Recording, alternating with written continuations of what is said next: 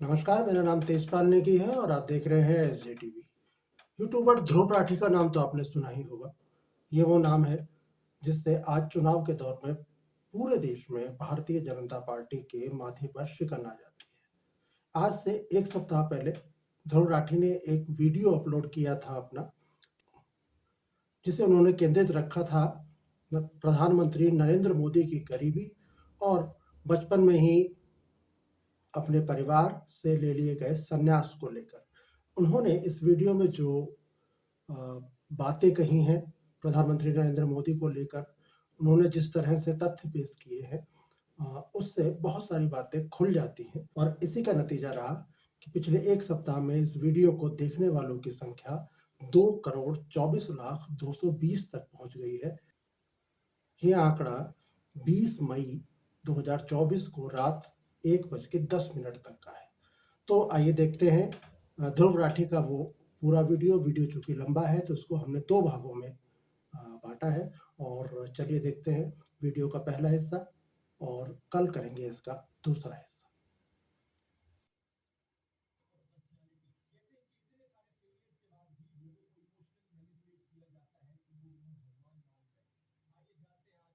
नरेंद्र मोदी की cult of personality, कैसे इनके इतने सारे फेलियर्स के बाद भी लोगों को इमोशनली मैनिपुलेट किया जाता है कि लोग इन्हें भगवान मान बैठे। आइए जानते हैं आज के इस वीडियो में।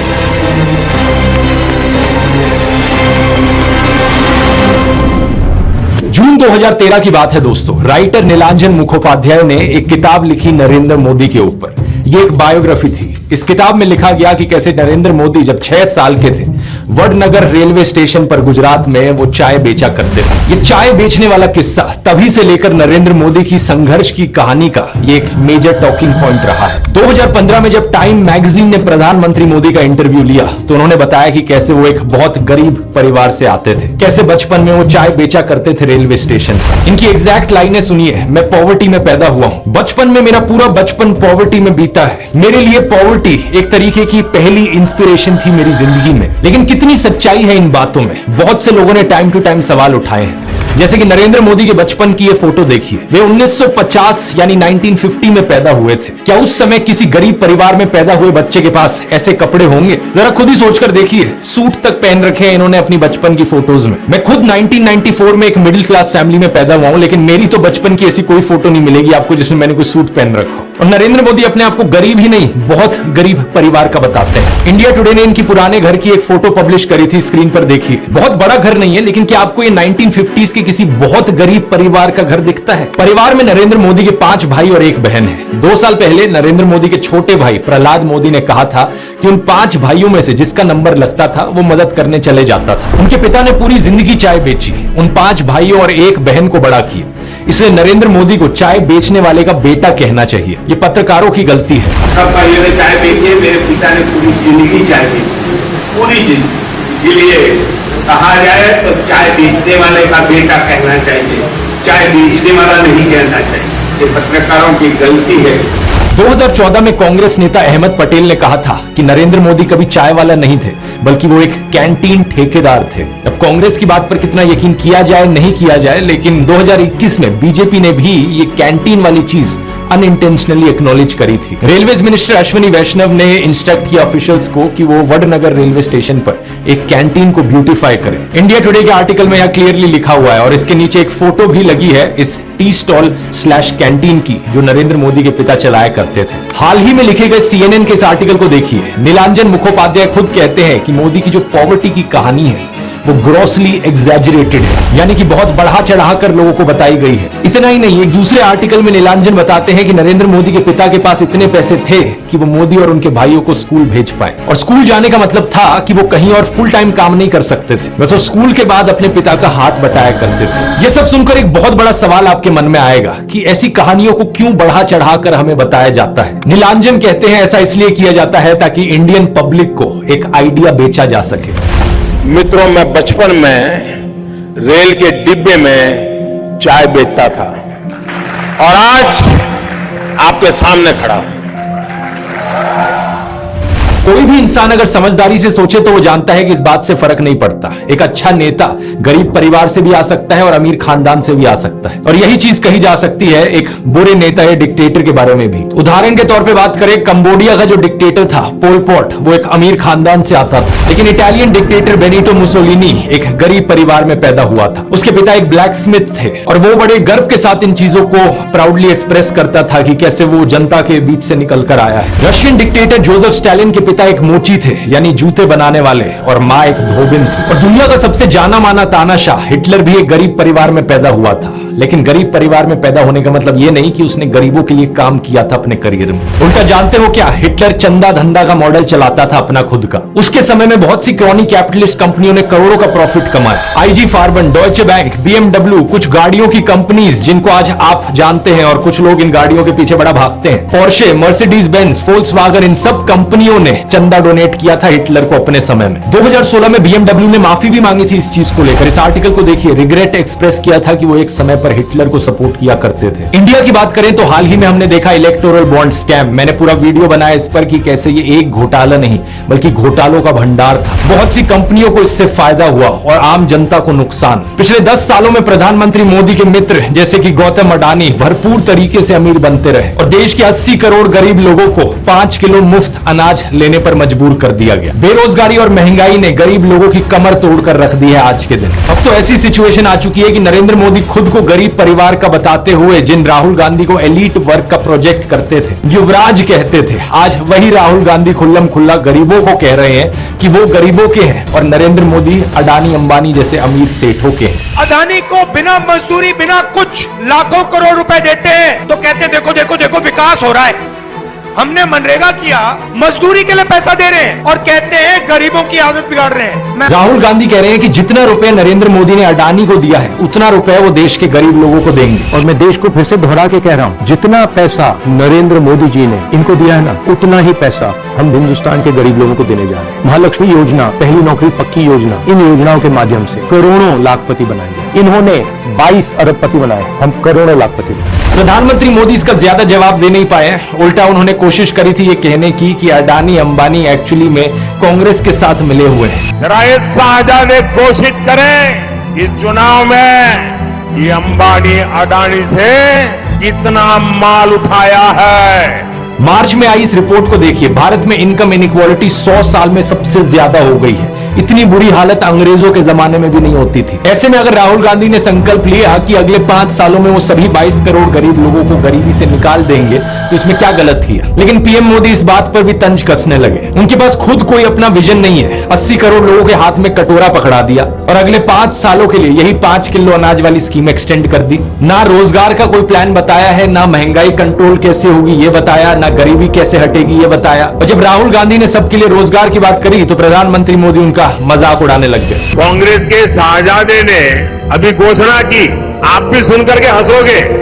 सुनाओ, चोरों से हंसना पड़ेगा आपको। और आपको ये भी मालूम कि ये टेम्पो में पैसा देते हैं, क्या ये आपका पर्सनल एक्सपीरियंस है क्या? फरवरी 2020 में गुजरात में नमस्ते ट्रंप इवेंट हुआ था तो गरीबों को छुपाने के लिए एक 1600 फुट लंबी दीवार बनाई गई थी। जरा खुद सोचकर देखो, 1995 से लेकर 2020 25 साल से गुजरात में बीजेपी की सरकार थी, जिनमें से 3 बार तो खुद नरेंद्र मोदी ही चीफ मिनिस्टर थे, लेकिन इनसे गरीबी नहीं हटाई गई, उल्टा ये गरीबों को छुपाने लग गए। G20 समिट के समय दिल्ली में भी यही हुआ था। कुछ बस्तियों को हरे पर्दे के पीछे ढक दिया गया था, यानी कि इन गरीब लोगों की मूवमेंट को भी रिस्ट्रिक्ट कर दिया। इसी के तहत ये पूरी दुकानें यहाँ से ढक दी गई हैं। जो थोड़ा झुग्गी टाइप घर थे उनको भी ढक दिया गया है यहाँ पर। सोचिए कि ये कितना डीह्यूमनाइजिंग है। कोई आपसे कहे कि तुम अच्छे नहीं लग रहे हो, तुम तो एक दाग धब्बा हो। वो गोरे सेठ आ रहे हैं हमारे देश में घूमने, तुम्हें एक पर्दे के पीछे छुपा दिया जाएगा। कैसा लगेगा आपको ये सुनकर? उन गरीबों की सोचो, उन्हें कैसा लगा होगा। सीधा कहते हैं कि यहाँ से जाओ, उस गरीब को तो भगा सकते हो, उस अमीर को भगा के देखो ना। तो इन सब चीजों के चलते नरेंद्र मोदी की ये जो गरीब परिवार वाली ब्रांडिंग थी अब ये लगभग खत्म हो चुकी है, लेकिन उनकी कल्ट ऑफ पर्सनैलिटी का ये केवल एक हिस्सा है।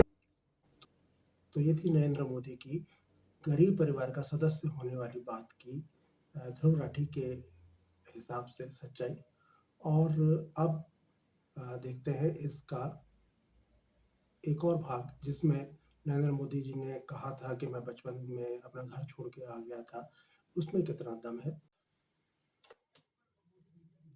व्हाट्सएप पर और गोदी मीडिया के जरिए आपको बार बार बताया जाता है कि नरेंद्र मोदी इतने महान हैं क्योंकि उन्होंने देश के लिए अपने परिवार को छोड़ दिया, अपनी पत्नी को छोड़ दिया। देखो वैसे ये एक पर्सनल मामला है, किसी पति पत्नी की आपस में ना बने ये कोई बड़ी चीज नहीं है, बहुत से लोगों के साथ ऐसा होता है, लेकिन यही लोग खुद इस पर्सनल बात को बीच में लाते हैं इसे अचीवमेंट के तौर पर दिखाने के लिए। देश के लिए पत्नी को छोड़ दिया, कोई सेंस है इस बात का? पूर्व प्रधानमंत्री लाल बहादुर शास्त्री जी ने तो अपनी पत्नी को नहीं छोड़ा, तो क्या वो देश के लिए काम नहीं कर पाए? महात्मा ज्योतिबा फूले की पत्नी सावित्रीबाई फूले के बारे में तो सब जानते हैं, क्या उन्होंने देश के लिए महान काम नहीं किया? आपने अगर रामलीला देखी है तो उसमें भी देखा होगा कि कैसे सीता जी ने भी भगवान राम का साथ दिया वनवास में, और राम ने उन्हें बचाने के लिए क्या क्या नहीं किया।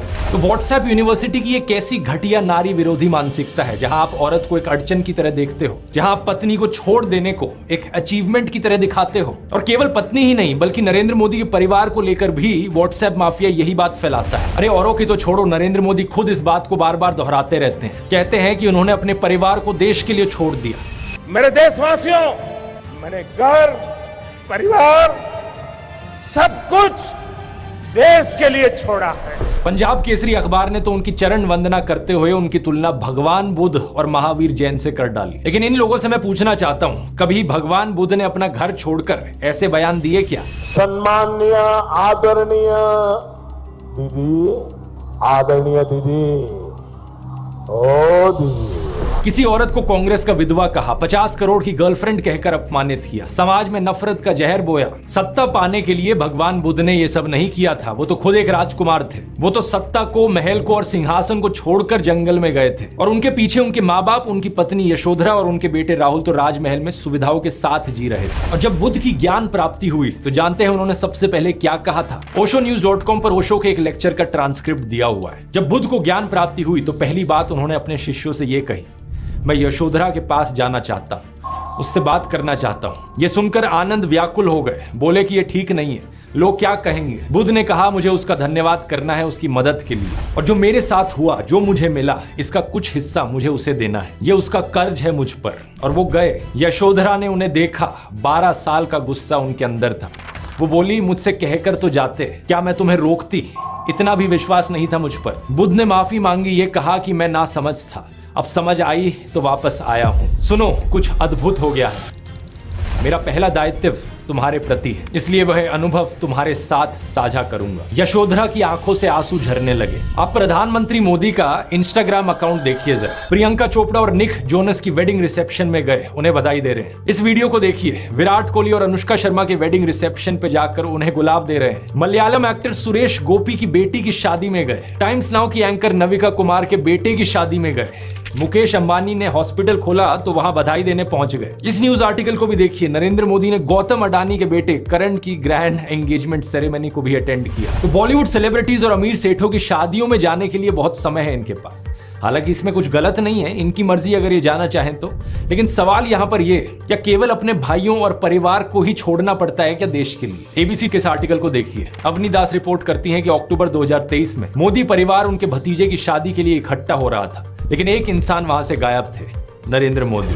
आपने फोटोज और वीडियोस में जरूर देखा होगा कि प्रधानमंत्री मोदी अपनी माता जी से मिलने जाया करते थे, जो कि अच्छी बात है। लेकिन कभी आपने नोटिस किया कि केवल वहां 3 लोग होते थे इस मुलाकात में? प्रधानमंत्री मोदी, उनकी माता जी और कैमरामैन। कभी कभार मुलाकात में 2-3 और लोग होते थे, लेकिन वो हमेशा और कैमरामैन ही होते थे। 3 साल पहले बीबीसी कॉरेस्पॉन्डेंट तेजस वैद्या ने प्रधानमंत्री मोदी के भाई प्रहलाद मोदी से बात करी, और सुनिए उनका क्या कहना था। तेरे परिवार ने दूर रखवानी सूचना आपवामां आवे। इस बात को लेकर स्पष्ट निर्देश होता है कि परिवार के बाकी सदस्य दूर ही रहे। प्रधानमंत्री मोदी की भतीजी सोनल मोदी ने भी यही बताया कि उनको मना किया गया है। उनसे पूछा गया कि शपथ ग्रहण समारोह में बहुत से लोगों को निमंत्रित किया गया, लेकिन उन्हें क्यों नहीं बुलाया गया? तो सुनिए उन्होंने क्या कहा था। नरेंद्र मोदी जी ने प्रधानमंत्री का शपथ ली थी, तब देश में से कई लोग गए थे, तब आपको न्योता मिला था या आपको जाने की इच्छा हुई थी? इच्छा तो सबको होती है, पर अफसोस है कि हमें इनविटेशन नहीं दिया गया। G20 की थीम रखी गई थी वसुदेव कुटुंबकम, यानी पूरी दुनिया एक परिवार है। लेकिन खुद के परिवार को, खुद के भाई बहनों को अपने से दूर रखा जाता है इस तरीके से। आखिर क्या कारण है? भगवान राम तो अपने परिवार के साथ रहते थे। राम, लक्ष्मण, भरत, शत्रुघ्न, चारों भाइयों में कितना प्यार था। क्या इसका मतलब ये हुआ कि राम जनता के लिए काम नहीं कर पाए?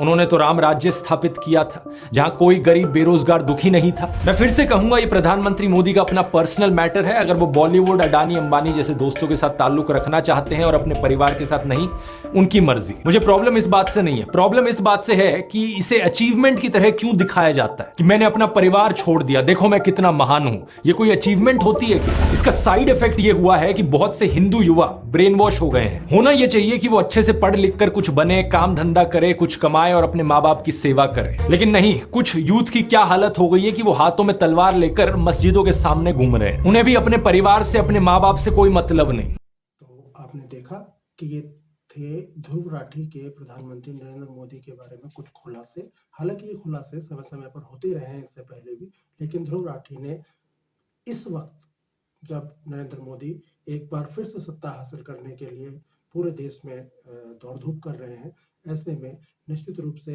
ये एक पैक है नरेंद्र मोदी के लिए ध्रुव राठी की ओर से कि इन चुनौतियों को और इन बातों का जवाब नरेंद्र मोदी को देना चाहिए।